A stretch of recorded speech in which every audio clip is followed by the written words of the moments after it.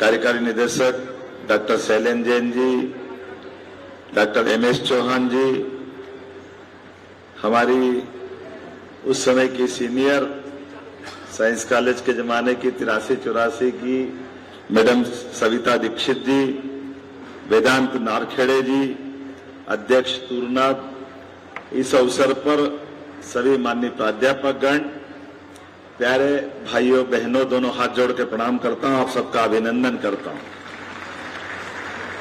आज के इस अवसर पर जब मैं आपसे बात करने के लिए मौलाना आजाद राष्ट्रीय प्रौद्योगिकी संस्थान में 2 दिन के इस महोत्सव में जब शामिल हुआ हूं, तो ये नाम ही सुन के आनंद आ गया। तूर्यनाद, नाद मतलब अपना एक ओंकार की ध्वनि अपने आप में शरीर में घूमती रहती, गुंजायमान होती। और ये बात भी सही है कि भाषा के कारण से, अपने इस हिंदी के कारण से आज एक पूरा देश अलग करवट लेके अलग दुनिया में खड़ा हुआ है। हम याद करें स्वामी विवेकानंद को, जिन्होंने शिकागो में अपने विश्व धर्म सम्मेलन में जिस प्रकार से दुनिया के सामने भारतीय दर्शन को रखा, या अटल बिहारी वाजपेयी जी को याद करें, संयुक्त राष्ट्र संघ में पहली बार उन्होंने हिंदी के भाषण देकर के अपनी एक अलग पहचान बनाई। और आज का समय, ये यशस्वी प्रधानमंत्री ने 2014 के बाद विश्व का कोई भी मंच क्यों न हो, राष्ट्रभाषा हिंदी में बात करते हुए प्रधानमंत्री एक अलग ही रूप में ध्यान में आते हैं दुनिया के सामने। जोरदार अभिनंदन करें यशस्वी प्रधानमंत्री नरेंद्र मोदी जी के लिए। और ये कितना मौलिक प्रश्न है, सहजता से सोचने वाली बात है कि दुनिया के बड़े से बड़े उन्नतशील देशों में, हम चाइना को देखें, वो चीनी भाषा में अपने आनंद महसूस करता है, रसिया वाले रसिया में आनंद के साथ बात करते हैं, अमेरिका से लेकर के बाकी कुछ देश छोड़ दें जो कोई न कोई कारण से इंग्लैंड के साथ संबंध जोड़ते थे। वो अतीत का हमारा थोड़ा समय भी खराब था, लेकिन कोई बात नहीं, इस लंबे कालक्रम में ये हमारे जो युवा बैठे हैं, इनके सामने तो यही सही समय है हमारे लिए हिंदी के बारे में बात करने का। और हमें अब एक अलग दौर में प्रवेश भी कर रहे हैं। अपनी भाषा को छोड़कर कोई देश कैसे आगे बढ़ सकता है? और इतनी बड़ी आबादी का देश, लगभग 145 करोड़ से आबादी वाला देश, अपनी भाषा के बलबूते पर दुनिया के अंदर एक अलग पहचान भी रखता है। और जब मैं इसी को बात इस ढंग से भी कह रहा हूं कि जब आज के दौर में, यद्यपि ये तो दौर वो था जब देश आजाद हुआ, तो मैं आपसे बात कर सकता हूं, एक इजराइल नामक देश 1948 में आजाद होता है, हमारी आजादी के 1 साल बाद। लेकिन इजराइल जैसा देश अपनी भाषा, अपनी संस्कृति, अपने बाकी आबो हवा के साथ पूरे दुनिया के अंदर कितने प्रकार से पहचान बनाता है। और ऐसे में हमारे लिए इजराइल से लगा करके पूरे दुनिया के देशों की तरफ देखें तो हम आज आबादी में भी विश्व की सबसे बड़े देश की स्थिति में आते हैं। लेकिन हिंदी की यात्रा किस कारण से है मैं जानता नहीं हूं, लेकिन ये बात भी सही है कि हम अपने मुगल काल में संत रविदास, तुलसीदास, वो जो भक्ति आंदोलन के माध्यम से भी जो एक अलग धारा बही है, हम कभी याद करें हमारे बजरंग बली को, हनुमान चालीसा भूत आय या प्रेत नाम से निकलता है, भले कोई भाषा में पढ़ने वाला हो। दुनिया का कौन सा व्यक्ति है जो भगवान राम के रामायण के उस महाकाव्य के बलबूते पर उनके साथ यात्रा करना पसंद नहीं करता है? हमारे लिए सौभाग्य की बात है, आज दुनिया के सारे बड़े से बड़े देशों में भारतीय लोगों ने जो अपनी पहचान बनाई है। अब आप बताओ उसका अपभ्रंश भी कैसे हो गया? एक देश है सूरीनाम, सूरीनाम हमने सबने सुना होगा, ये दक्षिण अमेरिकी देश है। कोई इसका सही नाम बताएगा? सूरीनाम का क्या नाम है? सूरीनाम को सही नाम क्या है? यह हमारी भाषा से जुड़ा हुआ ही मुद्दा है। आपकी जानकारी के लिए बता दूं, जब अयोध्या में भगवान राम का धाम जगमगा रहा है, उसका नाम श्री राम है। पुराने काल के समय में मेरे साथ बोला जय जय श्री राम। अब बताओ, श्री राम का ये हमारी भाषा की जानकारी के अभाव में हमने नाम नहीं रखा। कब रखा होगा नाम वहां के लोगों ने, लेकिन वो श्री नाम अपने आप में, मैं अभी बीच में कालिदास समारोह में उज्जैन में आया हुआ था, और उज्जैन में वहां की राजदूत आई और सुरीनाम की तरफ से जब उनने अपनी बात रखी तो मैंने ऐसे ही विनोद में पूछा कि आपके देश का सही नाम क्या है, तो उनने खड़े होकर खुद कहा कि हमारे देश का सही नाम श्री राम है। तो मैंने कहा सुरीनाम कैसे हो गया?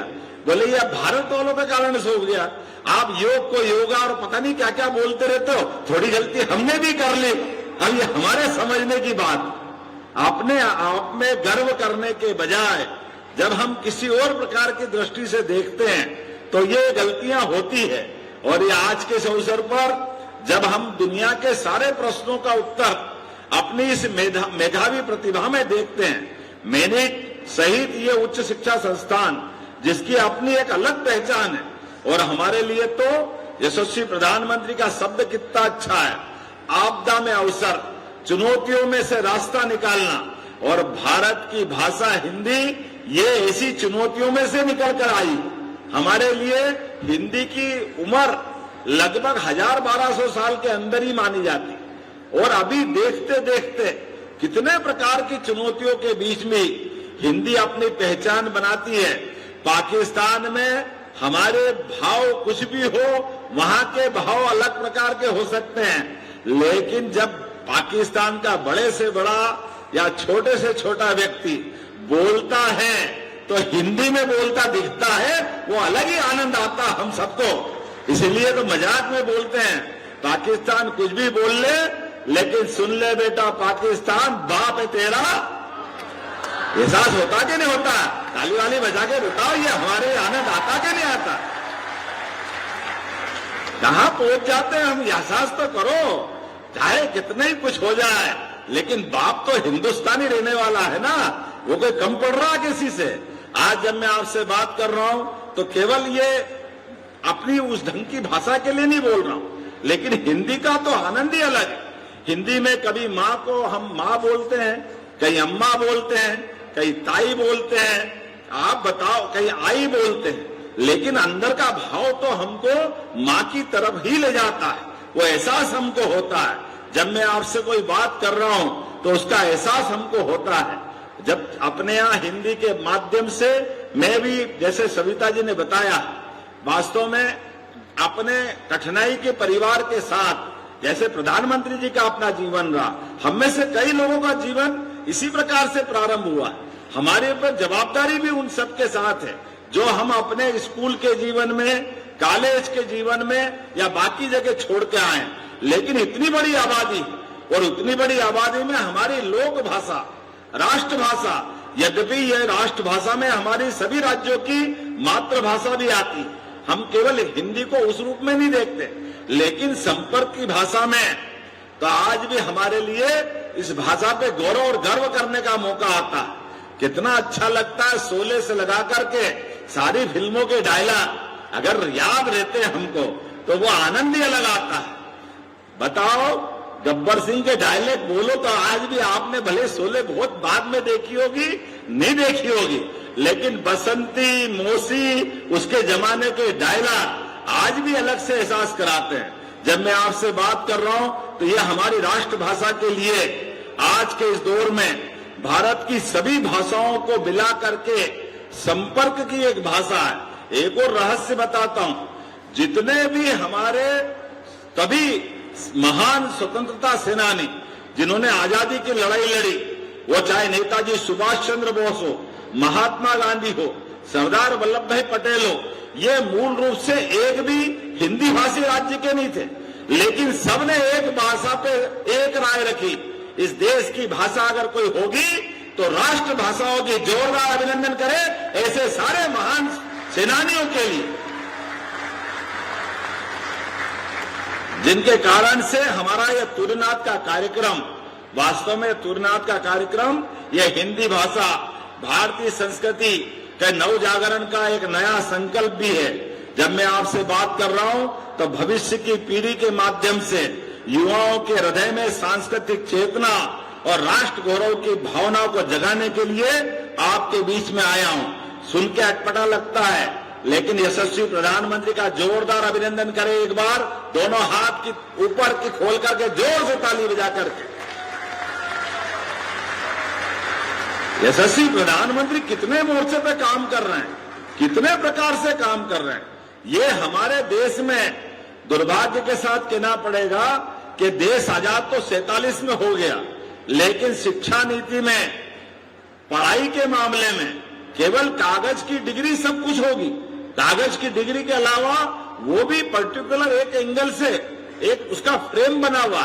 2020 की शिक्षा नीति के माध्यम से अब हमको इस बात के दायरे देते हैं कि हाँ, हमारा पढ़ने वाला युवा केवल एक डिग्री क्यों पढ़ेगा, एक साथ 2 डिग्री भी पढ़ सकता है, उसमें क्या तकलीफ है। हमारे लिए पढ़ने के लिए एक विषय का सब्जेक्ट वाला विश्वविद्यालय क्यों होगा।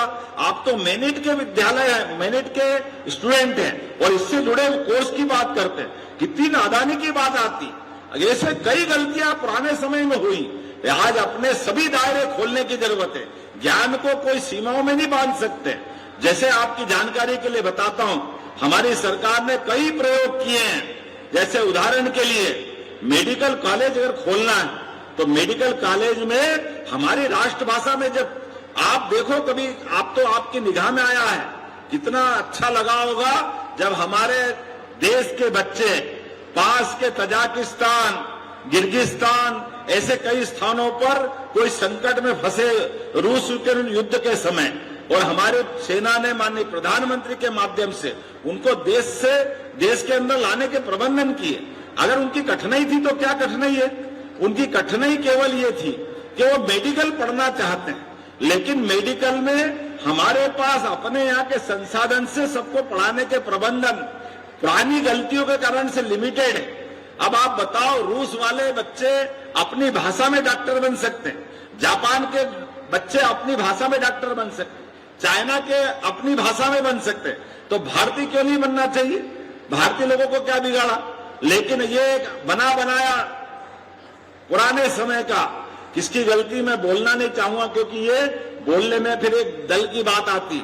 और मुझे बार बार कांग्रेस के लोग बोलते, आप हमको इतनी गालियां क्यों देते हो। हमने कहा बने इसीलिए, तो हम भी क्या करें, सारे पाप तो आपके सिर पे हैं, ये सारी गलतियां तो आप ही की है। अगर आप आजादी के बाद वो सारी बातें कर देते। एक बार मैं तो सबसे अच्छी बात ये बोलता हूं कि आज हमारी इस देश के अंदर हमने कहा तमिलनाडु में अगर MBBS बनना है तो तमिल भाषा से क्यों पढ़ के नहीं बच्चा बन सकता है। जोरदार अभिनंदन करो माननीय मोदी जी की भाषा प्रेम के कारण से। अगर कर्नाटक का बच्चा भी वो कर्नाटक की अपनी कन्नड़ भाषा में पढ़े, महाराष्ट्र का बच्चा महाराष्ट्र की अपनी स्वभाषा में पढ़े, तो हिंदी वाले अपनी भाषा में पढ़े, गलत क्या है। मैं टेक्नोलॉजी में कोई कॉम्प्रोमाइज करने की बात नहीं करता हूं। नवीन से नवीन तकनीकों के बारे में हमारा दायरा खुला होना चाहिए, इसमें कोई शंका नहीं। लेकिन भाषा के बलबूते पर अगर कोई रोकना चाहे तो मुझे लगता है ज्यादती होगी। आज तुरीनाथ का ये जो विषय है, वाकई विषय इतना अच्छा है कि मैं बहुत देर तक बोल सकता हूं, लेकिन आज तो मैं अभी 2 दिन बाद सारे अभियंताओं के लिए आपका एक दिन आने वाला है, जिनके माध्यम से हमने भाखड़ा नंगल बांध से लेकर के विश्वेश्वरैया जी ने कितने प्रकार का योगदान दिया है, इतना आनंद उनके माध्यम से आया है। हम एहसास करेंगे इस बात को। और अब तो जमाना आर्टिफिशियल इंटेलिजेंस से लेकर आध्यात्मिक चिंतन तक का है। आज के समय में आप सबके माध्यम से हिंदी भाषा का, स्वभाषा का, अपने ज्ञान का, प्राचीन विज्ञान का, सबका समय आया है। और सबके समय के साथ हम बदलते दौर में जब चल रहे हैं तो निश्चित रूप से हमको अपनी स्वभाषा पर, अपनी मातृभाषा पर, राष्ट्रभाषा पर सब पे गर्व रखने की आवश्यकता है। और जब आपके साथ तुरीनाथ के कार्यक्रम में शामिल हुआ हूं तो आज तो आपने, मैं कल समय पे नहीं आ पाया, आ जाना था सुबह मुझे, किसी कारण से मुझे मालूम था कि मैंने कहा मैं वर्चुअल रूप से शामिल हो जाऊं, तो हमारे लोगों ने कहा कि नहीं, वर्चुअल में आनंद नहीं आएगा, आना है तो खुद को आना पड़ेगा। तो आप मित्रों से मिलने का आनंद ऐसा है, हमने कहा बिल्कुल दौड़े दौड़े आएंगे, आपके बीच नहीं आएंगे तो कब आएंगे। हम आपके उस भाव का, हम और आप पथिक एक साथ चलने का संकल्प लेते हैं। हमारी आपकी जवाबदारी ज्यादा है, वो जवाबदारी विश्व के सामने भारत की स्वभाषा को पुनर्स्थापित करने की है, राष्ट्रभाषा को स्थापित करने की है। और आजादी का अमृत काल चल रहा है यशस्वी प्रधानमंत्री के नेतृत्व में। अपने देखते देखते आज भारत दुनिया की चौथी अर्थव्यवस्था बना है और कुछ दिन बाद तीसरी अर्थव्यवस्था के पास चला जाएगा। आज दुनिया का कौन सा ऐसा मंच है जहां पर यशस्वी प्रधानमंत्री मोदी जी ना पहुंचे और वो मंच की शोभा बढ़े। आज बदलते दौर में केवल मोदी जी नहीं है, वो हर भारतीय का स्वाभिमान है, वो गणतंत्र के नायक है, हमारी और आपकी हिंदी की पहचान है।